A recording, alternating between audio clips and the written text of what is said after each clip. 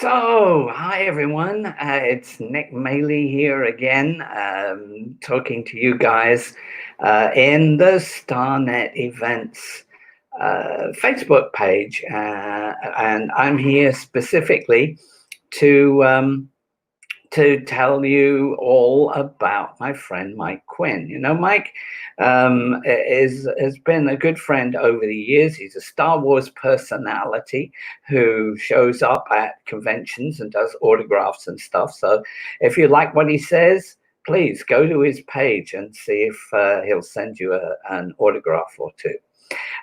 He plays NIEN NUNB, who's been in a lot of Star Wars movies, but he's also a very skilled puppeteer who was assistant puppeteer to Frank Oz in Return of the Jedi, and who was with the Muppets and worked with Jim Henson and all kinds of other movies that we're going to tell you all about. I'm here in my home in the Caribbean.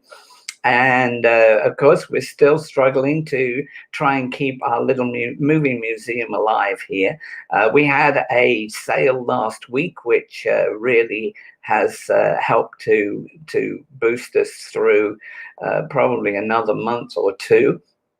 But, you know, it's tough because we got no tourists here. And it doesn't matter that we've only got, I think, 3 cases of COVID. If nobody comes to spend any money, you know, we got to wait for those of you in other parts of the world to, you know, to feel good enough to get on ships and get on planes to come and see us. So I'm going to start the show, and then I'll talk to you again, you know, a little bit later.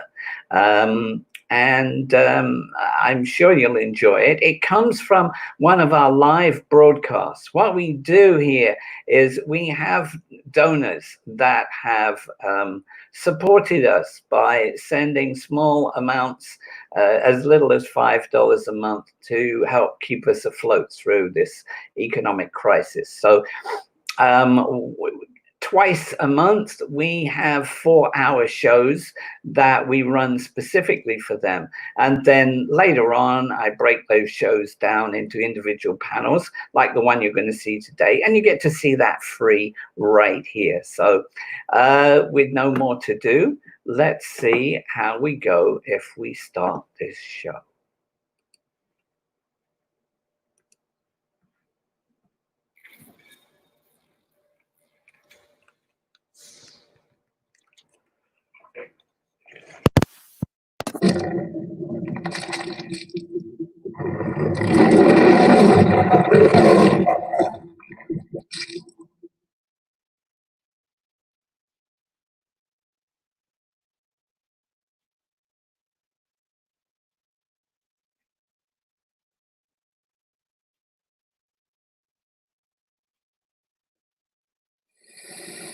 Mike, you know, I think one of the extraordinary things, we go and we do these conventions, and people will know you as NIEN NUNB because they've seen that character, and it's kind of, but they don't know all the different works that you've done on so many other things, you know. And it's like people say to me, oh, you worked on so many movies, but if I didn't post it or we didn't come up in conversation, they wouldn't even know I was there. I was talking just now about Superman 1 and 2. You know, I spent I can't remember whether it was 10 months or something like that I spent in a workshop, you know, making dummies of Chris Reeves and the supervillains and cats to be rescued from trees and whatever else. People watched the movie, and afterwards they said, oh, well, were there any effects in that movie? You know, we put so much into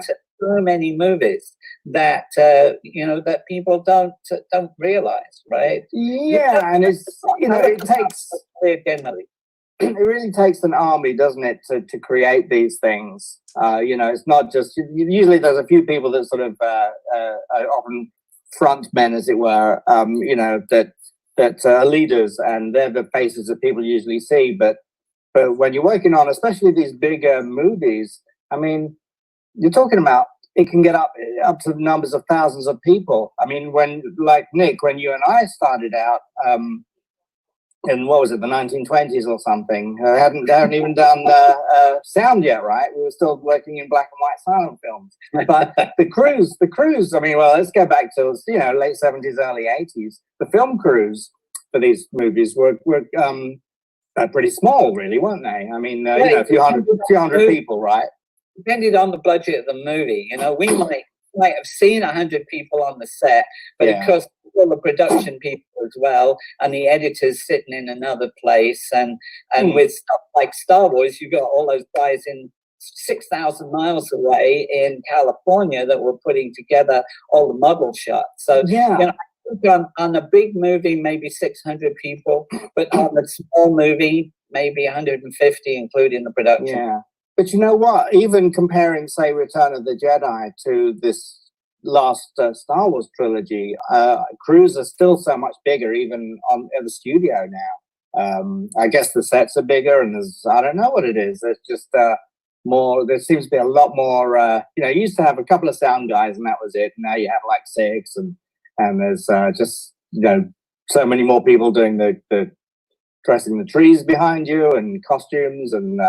I don't know. Crew seems to be a lot larger now, but I think one of the big. I have to say, I've often wondered. People would say, "Oh, but you don't have to do so much because, you know, everything is laid in by a computer, and it would be more expensive if you had to physically build it." And I think to myself, "Well, hold on a minute. With the first Star Wars, there were probably 6 guys in a room filming." Building and filming these spaceships going from place to place. And then we look at the credits for the digital department, and it goes on for 2 minutes just to get there. And Well, nothing. And they have all these different departments. I mean, there's like for animation, quite often in movies now, you know, you'll have your principal CG animation department or whatever, but then they'll also farm scenes off or characters off or certain parts off to other digital companies as well. So you might have 6 or 8 different companies working on post-production as well. But I mean, you know, certainly back in our day, I mean, they were pioneering stuff back then. Of course, you know, how to do all the go motion stuff and like you say, the ships and the miniatures and they did, you know, ILM developed that. What is it called? The process of the camera with all the lenses. What's that thing called? I forgot. Optical printer or whatever it is. I don't know. But, right. Yeah. You know, in the first one, there was the stuff that Dykstra was doing that hadn't been done. You know, a lot of the stuff from the first movie basically came. The heart of it was in 2001, Space Odyssey, and a lot of the people that made that the Star Wars were involved in Space Odyssey, but they brought in John Dykstra, who had filmed some little film where he had made a street, and he'd taken his camera down the street with all these little cars driving around, and the attack on the Death Star was all based on that technology that he had started with that, and we'd never seen that in movies. No, there are a lot of firsts, and also all the time. And even you know, the audio side to go in the direction of things that Ben Burt had established and invented in many ways. I mean, he's a legend in himself, and now that legacy is passed on to people like Matthew Wood and I guess David Accord and all the, you know, the guys that are doing the audio now, and then to use such brilliant scores as John Williams stuff as well. I mean, you know, audio is half the film, isn't it? John's not going to be doing that anymore. I was doing some shows with the Puerto Rico Symphony Orchestra, because I'm not far from them. So every time they do a Star Wars show, they ask me to go and talk to the audience, and to stand there with this amazing music. I mean, we took John Williams out of Star Wars. You have to wonder just what kind of impact that would have, you know. I mean, the alternative would have been to back then would have been have some early synthesizers and a digital and not a little drum machine or something. I mean, it would have been like a whole different thing, wouldn't it? But so many things went right in those early days, and the timing of everything was just so amazing that it enabled us to be here now and continue to do this stuff that we do now. And I was just thinking while I was waiting to come on, I was thinking about how people now that they're kind of stuck at home mostly, and some people are a little bit wondering what to do with themselves, and people are relying more on artists now to entertain them. Independent musicians, streaming stuff on TV, a lot of internet indie stuff, short films, and art. So artists now, at times like this, I think artists become like critical for people's survival. Isn't that interesting to think of it like that? Oftentimes artists are sometimes looked down upon, because you're not doing a proper job. You're just sort of acting, or you're painting, or whatever, or playing a guitar or something. But then, also artists are the ones that generally don't have good pension plans. They don't have good health insurance, certainly in the States. They don't have a regular paycheck. And yet now, we need artists. It's super freelance, People would talk to me, they'd assume that I worked for some studio that was giving me a wage, and I was doing a 9-to-5 job. And it's not like, I know that in England they had some issues on the first Star Wars with the unions not wanting to work overtime and various other things. But certainly, from my department, or my boss's department, I'm the new kid on the block. I'm going to work there from 7 o'clock in the morning till 1 o'clock in the morning, if that's what they want, because I need that. I need to prove myself, and I need to, because I'm only going to be there for a short while, and then I'm off. And the same thing. It's even worse, I think, for performers. I in my little book, I say that acting and screenwriting is an exercise in rejection. Because basically so many people are going up for auditions that 300 other people for, and so there's always it's something that a lot of people say they would like to do, but you have to have stamina to do that. The stamina holds force, right? Until you get enough momentum that you're working all the time.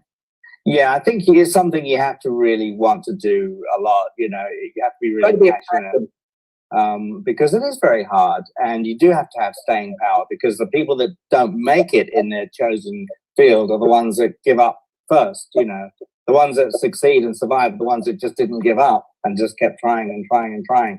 So, but I do urge, while we're on that subject, I do urge everybody to be aware of the need in our as humans for art, and to support your local artists in any way, wherever that may be. Pay for their music, or buy a picture from them, or buy their book, or whatever, but just support your local artists. I bet everybody watching here is either an artist themselves or knows a bunch of them, for sure. And when you go to conventions, they're certainly supporting us by choosing to be here today. Well, that's true. That's a very good point. So never mind. But yeah, when you go to a convention, there's all the artists alley, and the paintings and booths and stuff. So they're missing out on that right now as well. The actual artists and illustrators, and even tattooists. I think everybody is hurting when they find that their bread and butter is hard when you've got someone else that you're working for. But when you're freelance, it's like your stomach thinks your throat's been cut. It's it's suddenly you've still got the overheads, but you've got nothing coming in. Let's look at some of your photos, because you've got let's see. I'm not sure. I wish I could see properly, because I can't screen for you. Oh, okay. Now that's coming up as a largest. Like, okay, yeah, that one's coming up good. So okay, yeah, that was from the. And now I'm back to a little square. I don't know why that is, but anyway, Right. It's a bit disconcerting. But yeah, what do you want to talk about? What do people want to know? I'm not sure what happened there. My stage manager, I'm sure, will put the photos back up again. I chose to go full screen with that first one. I'm going to try it again. I'm going full screen now. What's up on? Okay, now that's up. Yeah, I can see the picture full screen. So yeah. So talk to me about it. So this was actually we did a show and tell. So this was the Force Awakens, and so you can see like everyone standing around in the background waiting for their show and tell from JJ. Head of effects there, and of course everybody knows JJ Abraham. Yeah, that's Neil Scanlon on the right there, who I first met, I would say, probably because he was on Dream Child. I think under Lyle Conway doing animatronics. So and then he worked on Labyrinth doing some I think he worked on Sir Didymus on Labyrinth actually. And then I worked with him again in '86 on Little Shop of Horrors when he was working under Lyle Conway. So yeah, Neil and I go way back. Neil's great actually. He's a very good proponent of live performance and puppeteers and animatronics and doing everything real. And his work and the guys, the crew he pulls in are really amazing. You know, Neil's one of the good guys. So yeah, it's definitely good to give him kudos. There was a time when I know I was at Celebration Europe, and he was there too. But those events are so huge that it's so hard. You can have someone sitting at a table 10 tables away and you don't even get to speak to them because you're dealing with people and then it's even next to you. Yeah, they could be 3 feet away from you and you're lucky if you have 3 sentences sometimes with them just because you're kind of so focused on what you need to do. And have another slide, Karen. So Karen is in the background. She is stage manager today. Yeah, well done. Because she has done a great job of helping me put all of this together. So Karen, the pictures are coming up for me full screen, but none of us are, so I don't know who's on, how it works. But anyway, I can see the picture. I can tell you right now that we're putting the pictures at full screen so the audience can see them. Those I can see. Those are okay. It's just us guys with little tiny dots. But the picture on the left, these are all from Fraggle Rock, in fact. So like Dave Barkley, you can see him there working Sprocket. Dave Barkley and then myself. Got a little out of control there, didn't it? What's that? I think his moustache got a little out of control there. Let's see. No, he's the one under the dog. Yeah. That's Sprocket at the top. He's also got a moustache. But no, I'm just messing with you. So we did co-productions with Fraggle Rock. Not everyone will necessarily know that. But what it meant is that we'd redo the bits with Sprocket the dog and Gobo getting the postcards and going back through the Fraggle hole. We had to match continuity on postcards and the cadence of the movement and the costume and all that kind of thing. And also we'd shoot some Uncle Traveling Mats out in locations. So we did that in the UK and in France and in Germany. So some episodes we would do 3 times. Yeah, there we go. That's a picture of. I love the picture of you there. It's it's. I think it's so great. I don't know. I was like 18 or 19 there. I think I was still a teenager at that point. When we did that stuff. But I got to work Sprocket, Gobo, and Matt at different times in different countries.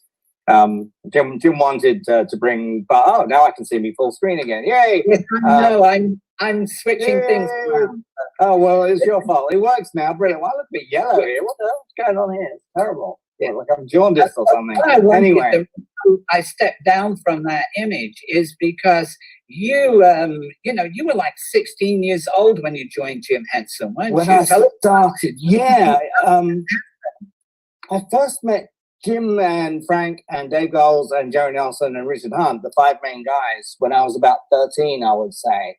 Muppet Show had just it was in between seasons, I think. They'd finished season 1, which was 1976, 77 or whatever. Yeah, so 77, I think it finished. And Jim and company were over to start working on season 2 of The Muppet Show, 1977.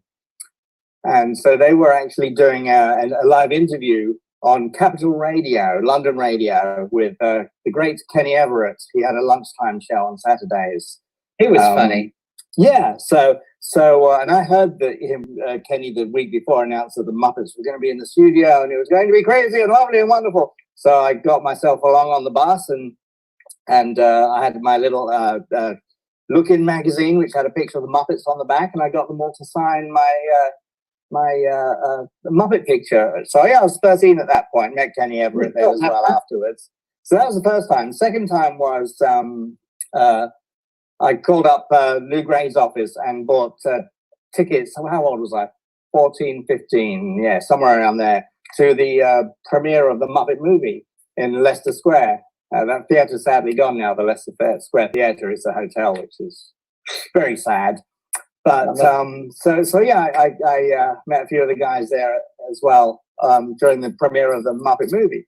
And then basically fast forward to when I was 15, I was building my own puppets, hand puppets, and I found out how to get into the ATV studios for the final 5th season of the shooting of the Muppet Show. So at the beginning of 1980, while I was still at school, I was still 15, I would visit the Muppet Show regularly, and they got to know me, and I'd bring puppets along that I built, and Jim would put them on and work them, and the puppeteers got to know me, the puppet makers got to know me. So when, let's see, I left school, well, school left me probably would be more accurate, in the summer of 1980, and Muppet Show had just finished, and they went across the street to Elstree Studios. You'd already done Empire Strikes Back by then, hadn't you? Yeah. The year before or whatever, so 2 years before or something. So so they moved over to, Jim struck up a 2-picture deal with Lou Gray for The Great Muppet Caper and The Dark Crystal. Jim wanted to do The Dark Crystal. Lou Gray wanted to make Muppet Movie 2. So that's how they came up with that.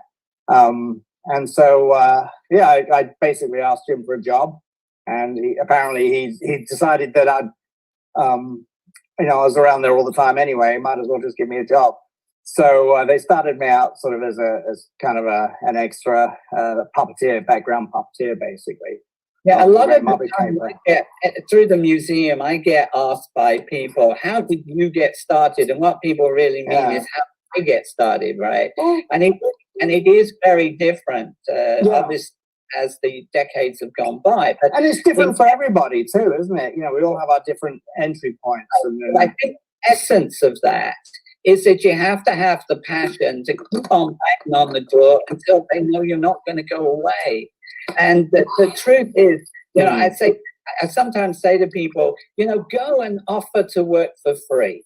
And you can see the look on their face. I'm going to work for free. I say, when you go to college, you get trained by trailing edge people, and you pay for it and work for free. Right? Yeah, you pay a lot of money. Right. But for me, when I find the cutting edge people, offer to work for free, and if you're worth anything, within 3 months they're going to pay you anyway. If there's a job, definitely position yourself in front of the right people, and be annoying in the nicest possible way, which is hopefully is what I did a lot. I was incredibly annoying and very persistent and wouldn't take no for an answer.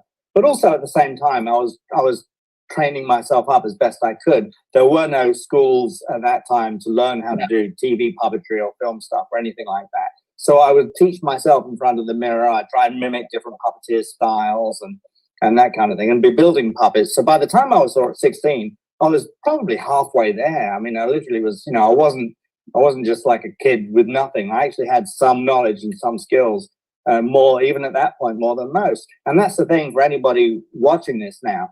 If you want to do something that you think might be a bit out of your reach or whatever, just realize that if you spent, say, for example, I don't know, a few months of weekends or a couple of intense weeks or a month of just working at learning skills, learning stuff, absorbing, go online and learn stuff, which we can do now.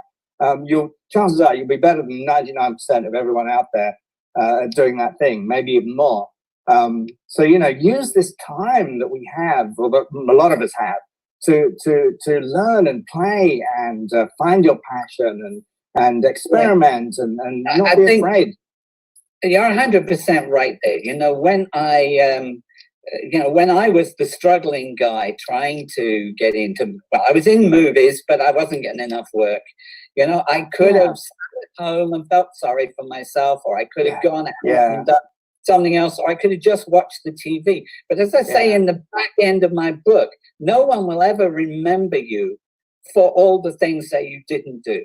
They will not remember you for all the TV shows you watched. They won't remember you for all the tweets that you made.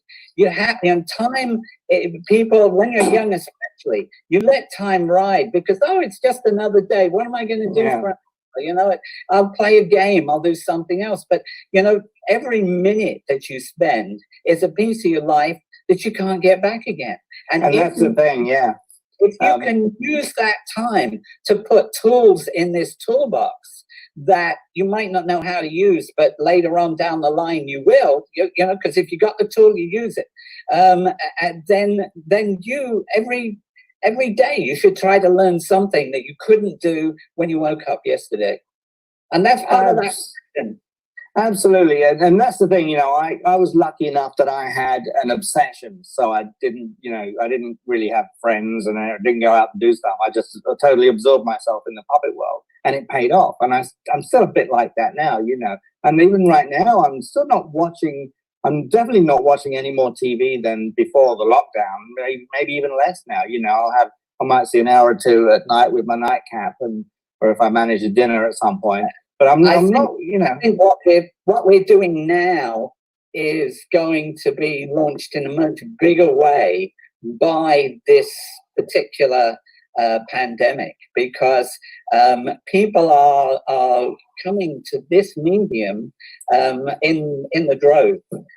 You know, the platform has suddenly, in the last couple of weeks, has 400% in people. And I tell you something else that seemed writing on the wall to me. I think it's going to be really bad for cinemas because, you know, one of the distributors, I can't remember which one, just recently, and the movie was supposed to come out in the cinemas were closed. We don't know what's going to happen to cinemas when this is all over and people are supposed to still social distance in the cinema. That's not easy. And so they streamed the movie. They made 100 million out of streaming it instead of releasing it in the cinema. Didn't have to pay the cinema, and now they're going to release all of their movies through streaming at the same time as the cinema, and that's going to cut the cinemas down, and they'll dwindle like theatre did.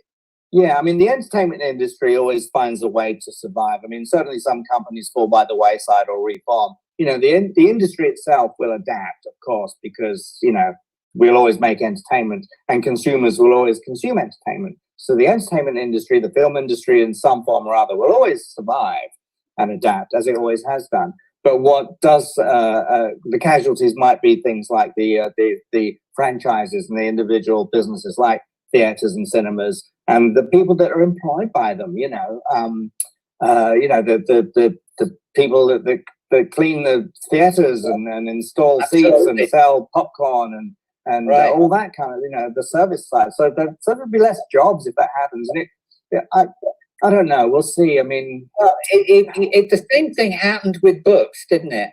When people started to say, "Oh, I'm going to get my Kindle," they were the odd one out. Now it's not that easy to find a bookstore to go and get a physical book. Most people are reading all their information on the internet. Anyway, we're getting off subject. Let's take a look at another slide. And while we're doing that, it's nice to see some of my buddies pop up there. I see Helena and everyone commenting here. Hi, James and Derek and Josh. And yeah, it's nice to see everybody making comments there.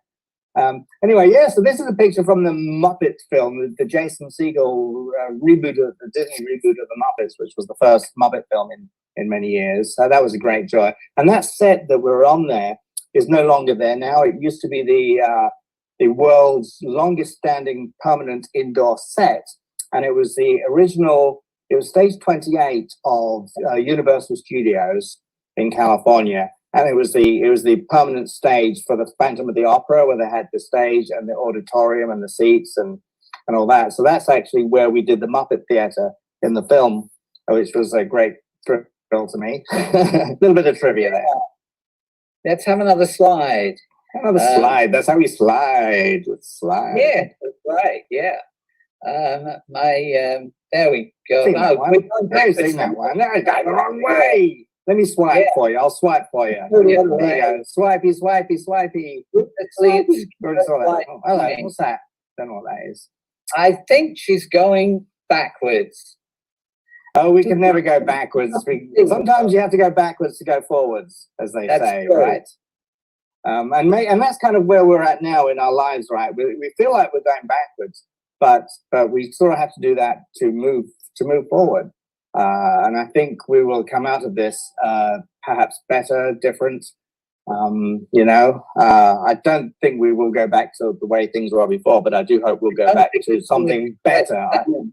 I hope we'll be better people and make better decisions in our environment and our business and our relationships. So any more pictures? What happened to them? Go on, Karen. Do it, Karen. Yeah. I'm trying to see this. She hasn't got all of your pictures here. Wait a second. Okay. Not the end of the world. We can keep talking while that's happening. That was all the slides I had, says Karen. Yeah, hold on, I'm going to find them. That's all right. No biggie. We can keep going on about all the things that we need to go on about.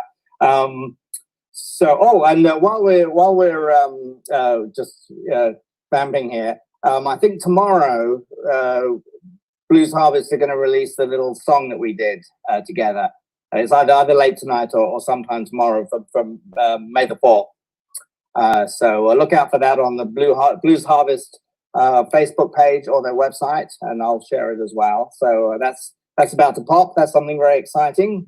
And with Muppets, one of the things I've enjoyed the most with Muppets is when we do music stuff, work with musicians and songs and all that kind of thing. And sometimes we'll go in the studio and sing in silly Muppet voices and things. So for me, it's always nice to be able to work with musicians and do a little bit of music stuff as well. So look out for that tonight or tomorrow, guys. All right. What else? I'm still working here on trying to get these images.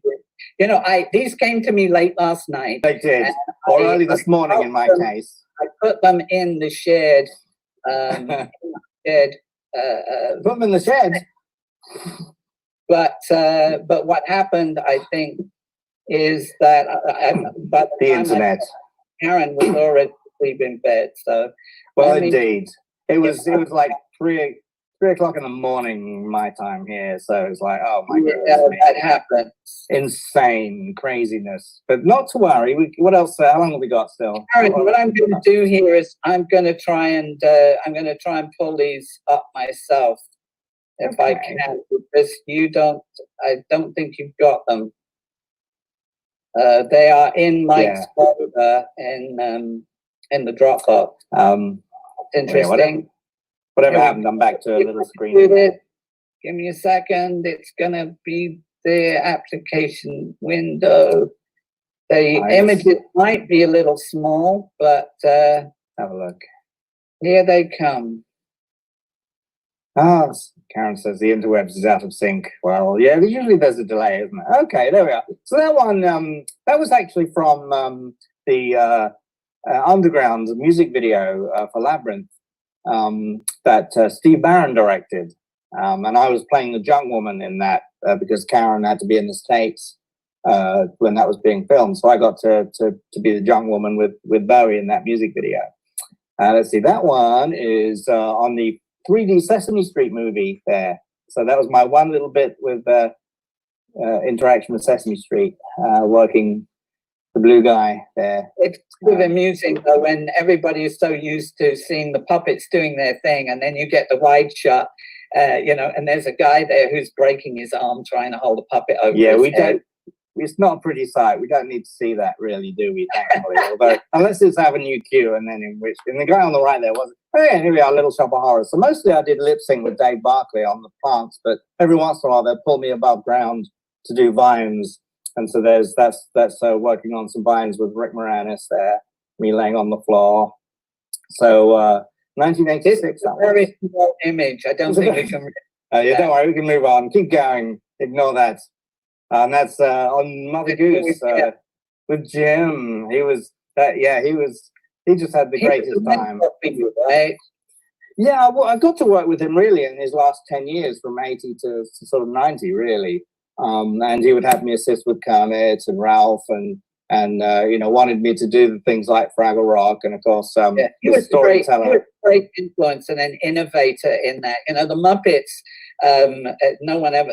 People don't really say this, but the Muppets kind of revolutionized puppets on TV. You did have you know, things like the marionette type puppets that were being done in English TV, but you know, instead of having a box with a window and a puppeteer inside a box, right? You know, he just cut the frame and filled the frame with the puppet, and it was just a different way of doing things. He kind of pioneered stuff, and that's a shot from Kidding. I don't know if anyone's seen Kidding, but season 2, I think, is also available in the UK right now, as well as the States.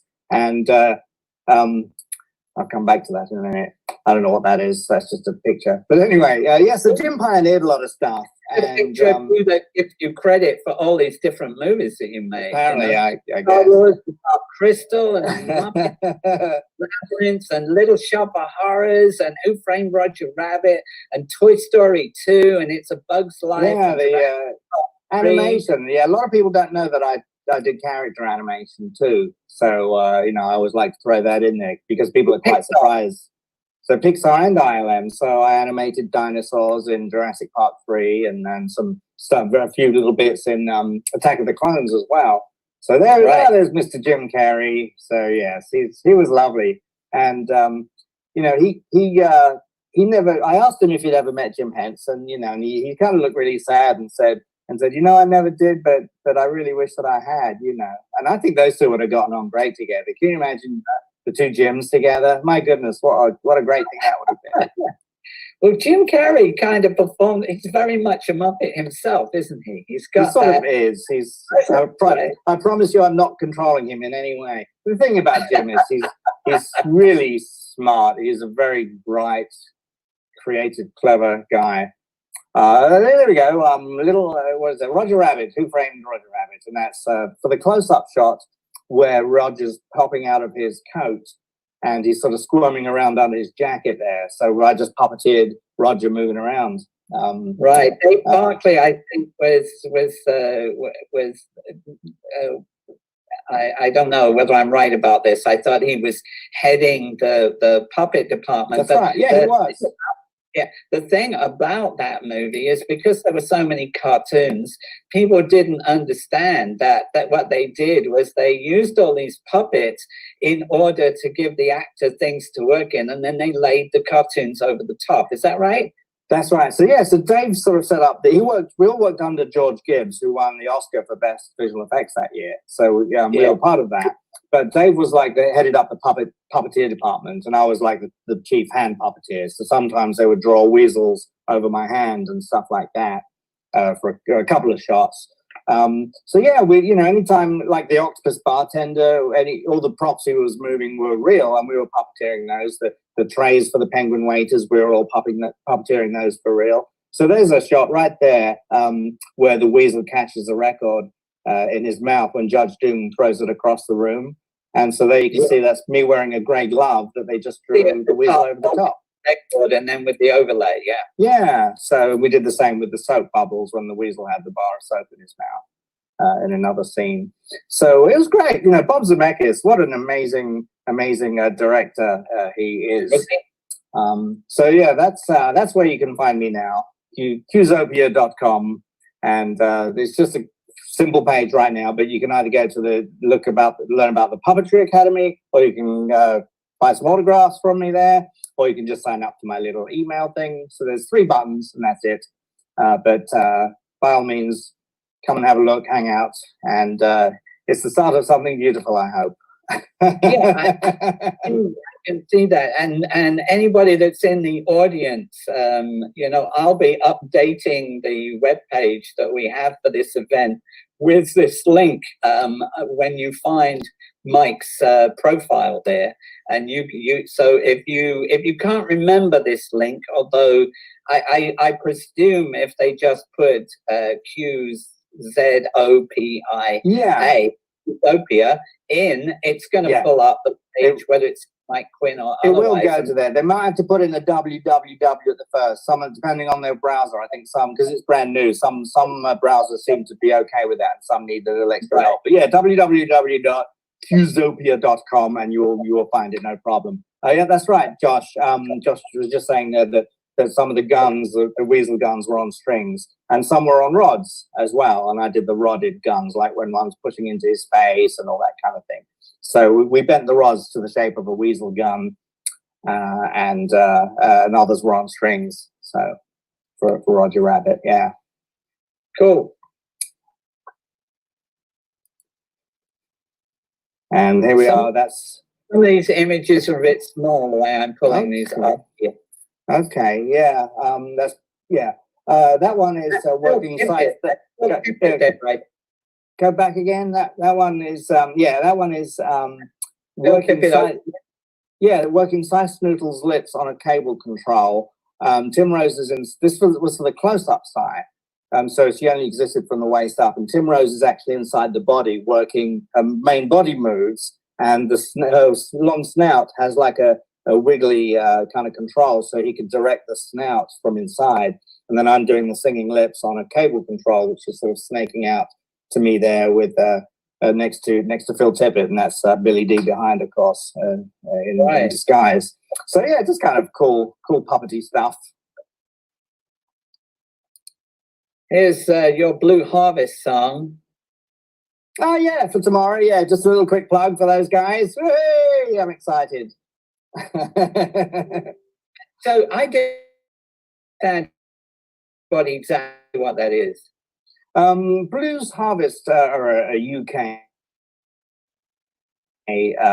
band group, and they do some Star Wars parodies. They appear at a lot of Star Wars events, but they also do other. We were at an event with them in Manchester or Liverpool or somewhere, weren't we? There you go. Yeah, exactly. So they do all kinds of other film songs and other. They're a great live band. So, but what they've been doing lately, a lot of, is they've been doing these live collaborations online. So I said, hey, you guys want to take a chance and do one with me? And within a few weeks, it was done. That was it. So where do people have to go in order to see that? It'll be on my social media. It'll also be on Blues Harvest Facebook page, Blues Harvest, and also I think they have their website is actually bluesharvest.co.uk, so we'll be able to see it there as well. But it should be splashed all over everywhere, and you can share it and things hopefully too. It's going to be exciting. It's the inroads of another project that I'm trying to work on at the moment. So okay. One of those secrets we're not allowed to ask about. Phase one of a big one of my many extravaganzas. That's a picture with Michael Caine for a photo shoot we were doing during Muppet Christmas Carol. Often I'd be called in to double up for these guys. So I think that was one of the. If you ever saw the Lipton's commercial years ago, where there was lots of animals, they're all like him as different characters, and Kermit wandering through them all. I think the tagline was "Be More Tea" or something. But animal drives a car and crashes it into a cinema. It was on the back lot of Universal, and I remember that the morning of the first day of the shoot, they said, "Oh, you're on the New York street in the back lot at Universal," And I arrived like super early, as I always do, because I want the be first in line for the breakfast truck and everything. So I walked onto the set. It's like there was the Universal Town Square that you all know from Back to the Future and everything. And a crew started to set up at the side, and it was about an hour before I realized I'm on the wrong set. They were filming About a Boy, the TV series, and that was Minnie Driver over there. And no, this isn't. I definitely am in the wrong part of the back lot here. So anyway, and that picture is pulling cable controls for Admiral Akbar. So again, there were two versions of Akbar, for those that don't know, performed by Tim Rose, of course. So when you saw the full-length version of Akbar, Tim was in the suit and in the entire costume, and his mouth was on a cable control that I worked on one of those cables there.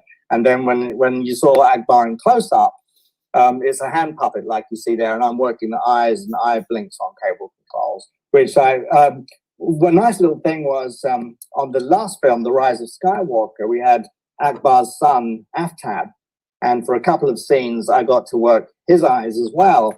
So it was a nice little fun bit of continuity. A generational link. It's quite nice. One of my comedy heroes, Norman Wisdom, I just had to throw that in there. I got to work with him back in the day. He was awesome. Anyway, and Labyrinth, working goblins on Labyrinth.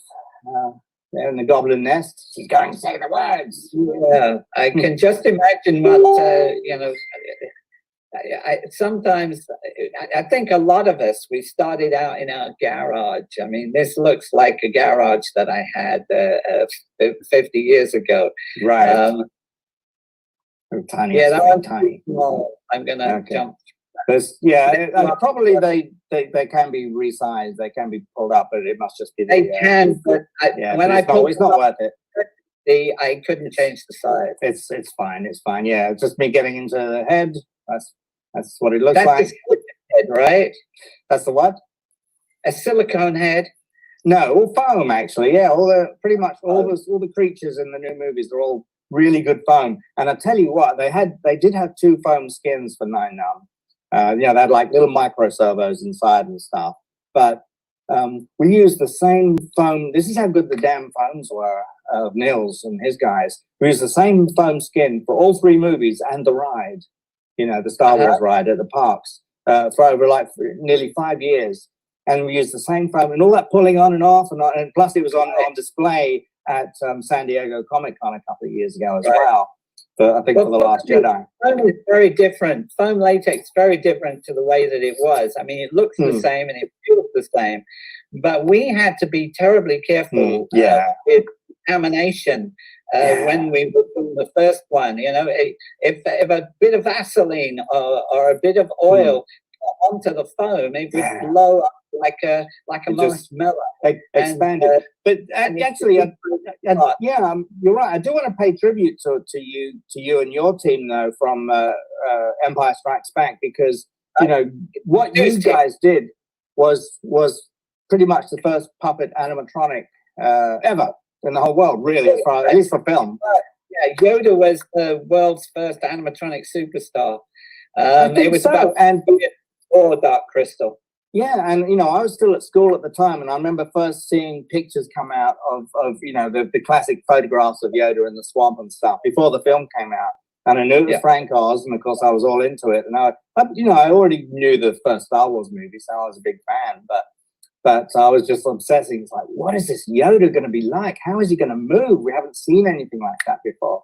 And what you guys all did totally opened the gate for the Dark Crystal and everything. It totally pioneered. We probably couldn't have done the Dark Crystal maybe had we not had Yoda in Empire Strikes Back. I don't know. There was a collaboration there though in the background. Although Yoda wasn't built by Henson or the Muppets, the collaboration going on back there, and a preparation really for Dark Crystal. Yeah, and Frank's performance, Frank making it not Muppety, but making it real, isolating all the different movements in his hands so that you would believe, and getting a realistic walk instead of a Muppet bounce. So Frank was part of that, yeah. I'm going to whistle through some of these. We're going to pick out the best ones because we've got 10 minutes left, and I've got. Yeah, where did that go? Right. So it's horrible. Got a pistol that you're puppeting. Yeah. That's just before the or after the or just before the when Roger said, as soon as in the Acme factory, as soon as I remembered it, I remembered it like a ton of bricks, and then the bricks fall on his head. That's inside the Skeksis, of course, on Dark Crystal. I was still 6. I had my 17th birthday on the set of the Dark Crystal, so I was either 16 or 17 there. Amazing. Jim used to laugh because he used to see this evil Skeksis operating Yoda's eyes when he was 18 years old, but that was a story. That was an accident. It's so funny, but yeah, Jim used to come around the corner and see me peeking out the side, and he'd just laugh his head off because he'd see this evil Skeksis, but then there's this little kid sort of peeking out the side. I was doing Tiny Tim there for Muppet Christmas Carol, Robin the Frog. People used to do blue screen before green screen. Everybody's big on green screen, but when we were doing Superman and all of that other stuff, we were flying everything against blue screen.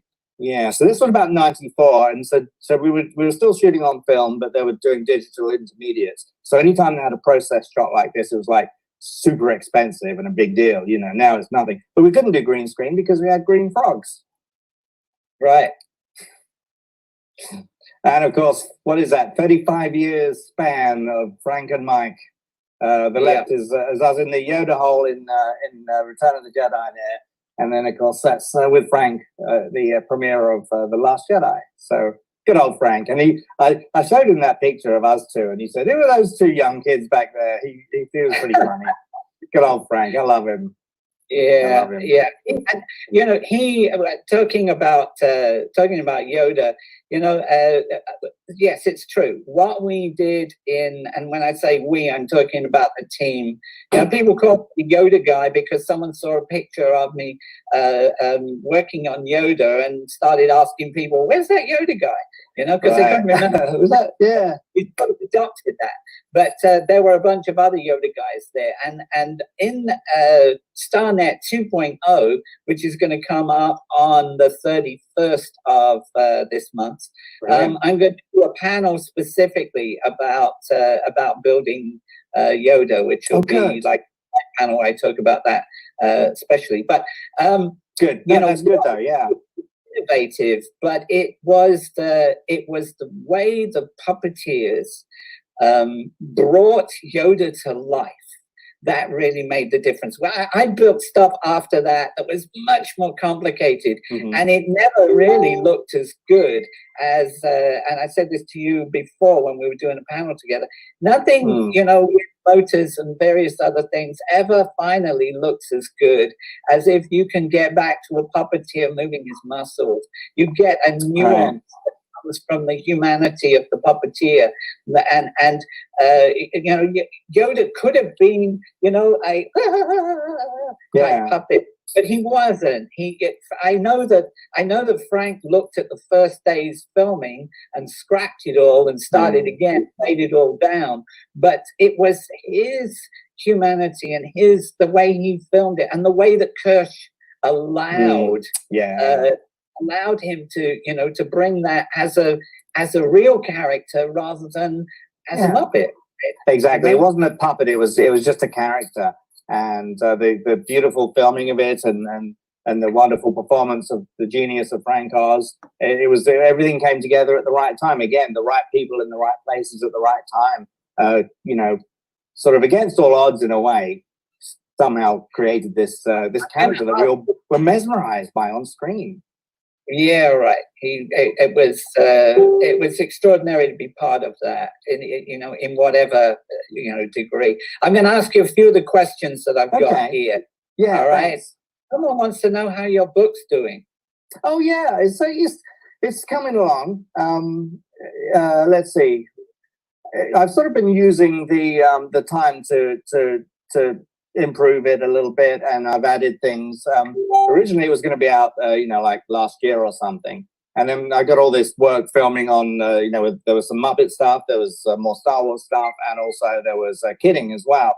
So suddenly I was when I thought I had, I've got 3 months clear, they were all completely wiped away completely. But the benefit of that actually has been, now I can talk about the final movie, I can talk about the ride in there. And also I just recently found a whole bunch of pictures that were locked away in storage and at my mother's and all over the place, that now I can also put into the book. So there's actually a benefit. Yeah, there's a bit of a delay, but I think it's actually going to be a lot nicer because of it. So I'm sort of using the time right now to just make it as good as it can be.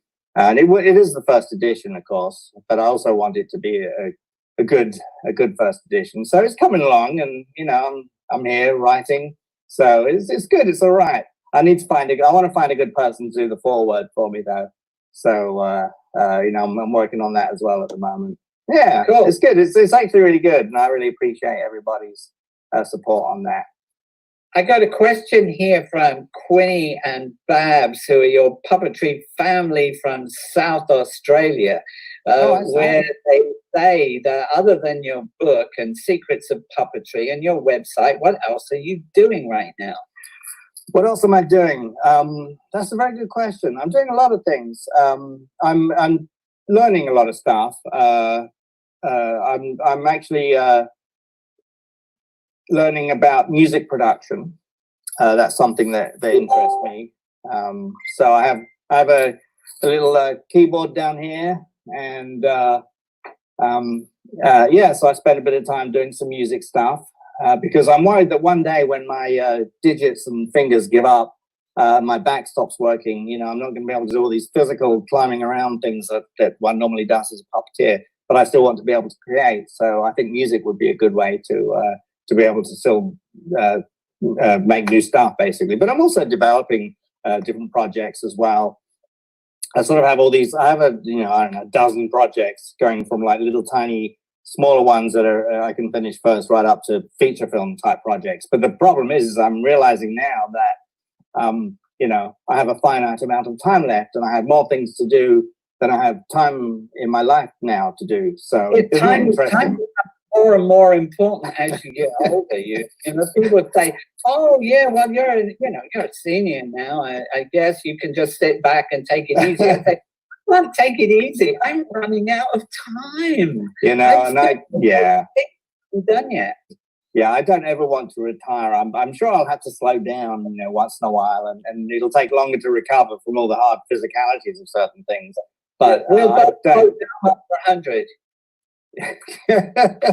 I hope so. So how are you doing anyway? With how's the museum recovered from all the disasters?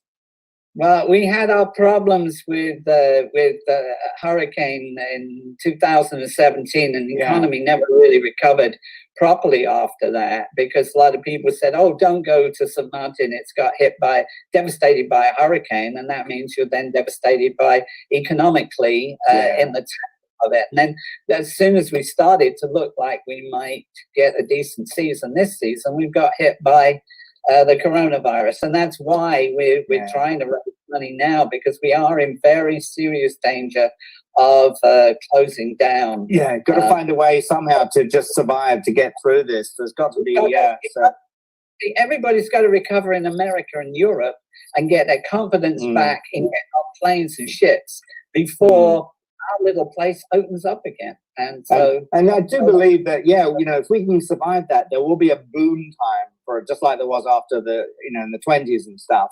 You know, if we can be around for a year from now, or a year and a half or whatever, you know, when everyone's over it and they're all getting out traveling again, I think there'll be a great boom for everybody. So you've got to somehow survive, somehow keep it going.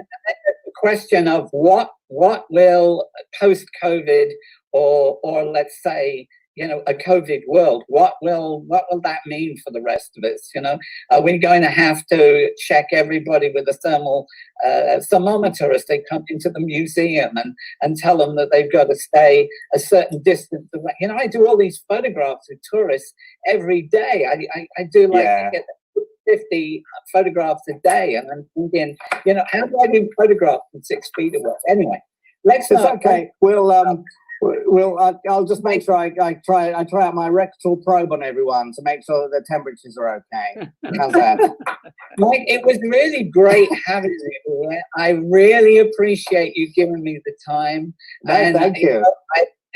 I love you and the stuff that you do. You're always entertaining. Hopefully we can bring you on for something else another time. Oh, and yes. And if you ever need me for anything, you just have to call. I'm going to, audience, please make sure that when you get a chance, once I've updated Mike's link on the page, then do please go and check out his new website and make sure that you're lined up for that. And we never talked about your puppet school, did we? Oh yes, Secrets of Puppetry Academy. Yes, there's a link to it on my page. Anyway, I'm about to do a little sort of split pay and maybe put a discount coupon in there so that it'll be easier for people to jump in right now. So maybe give me another week or so, and I'll have that up and running as well. Yeah, so people can get it a bit cheaper. That everybody's going to be sure to cash after this. Exactly. So yeah. The next panelists standing by. So all right.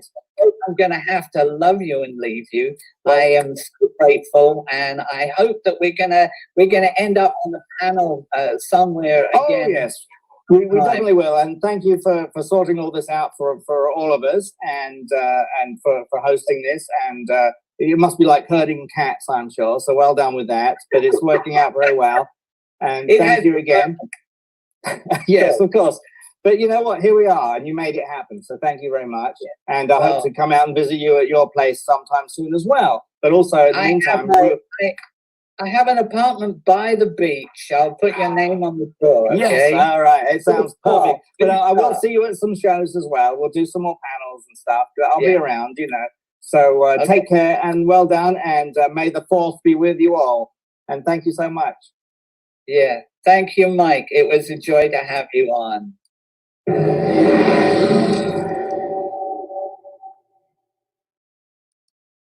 So that was Mike Quinn right there.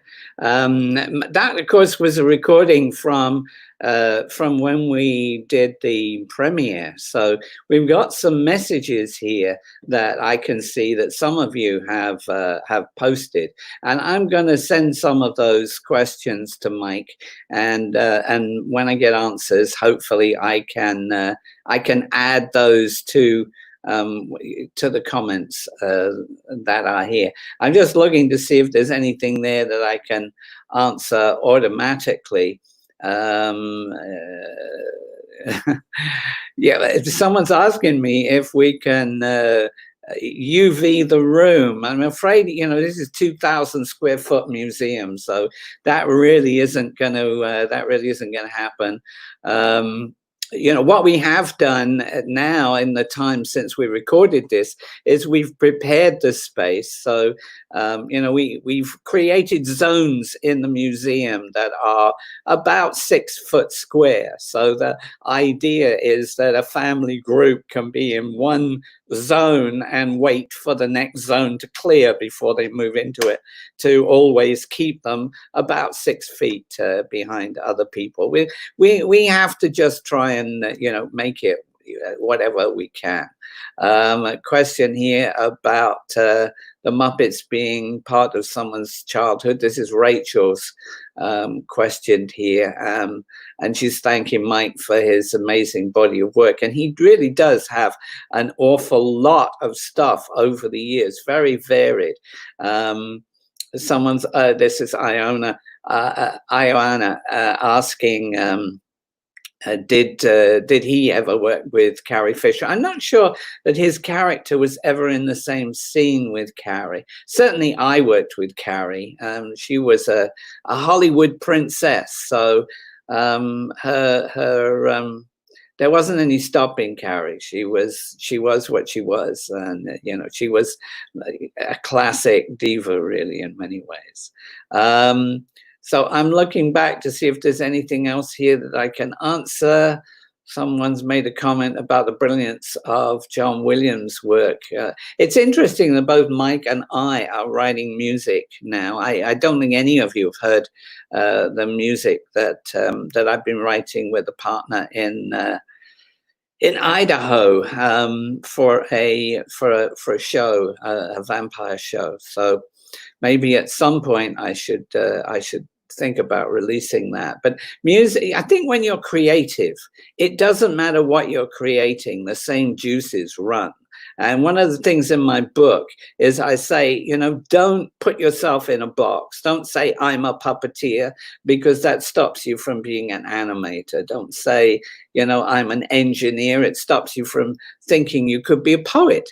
And you can be multiple different things. You know, take what you know right now and stretch the envelope into new areas, adding new tools to this toolbox that that I call Nick and you call whatever your name is, right? But you know, make the most of those things. When I was making movies, I wasn't a painter, and yet you can see over my shoulder.